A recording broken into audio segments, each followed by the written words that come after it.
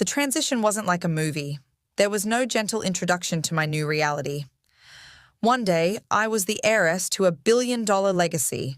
The next, I was a ghost in the house I'd called home for 24 years. My designer clothes, my private jet photos, my very existence had been digitally scrubbed clean. I was erased. The woman I'd called mother now walked past me like I was a piece of furniture. She didn't even use my name anymore. She simply called me the other one. But watching her embrace Hannah, the girl who shared her blood, was the part that truly burned. Hannah had my room, my designer clothes, my future, yet she looked so lost, so overwhelmed by the sheer scale of the wealth she'd inherited. Hannah, poor Hannah, had lived a life of struggle. She'd worked 3 jobs just to keep a roof over her head. She knew nothing of boardrooms or stock markets or the ruthless games my father played to stay on top. She didn't understand why the servants moved so quietly or why every word was whispered. She was drowning in a world she wasn't prepared for. It was late last night when I saw him. My father, the cold, calculating CEO, crept down to his study.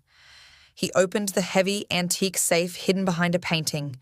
He pulled out a worn, leather-bound folder. My heart pounded against my ribs.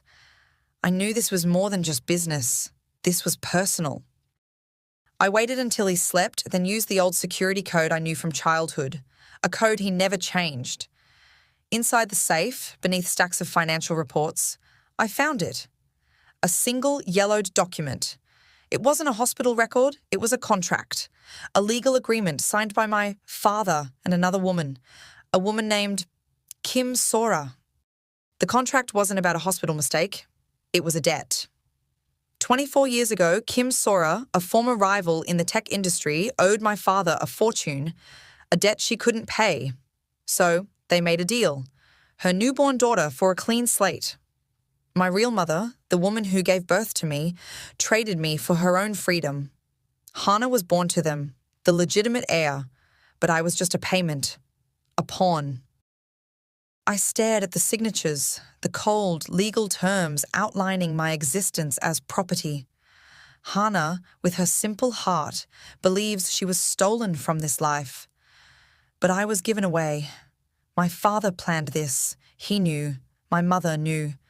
And the secret I carry now is far heavier than any designer dress, because Hannah may have been born into this family, but I was sold into it.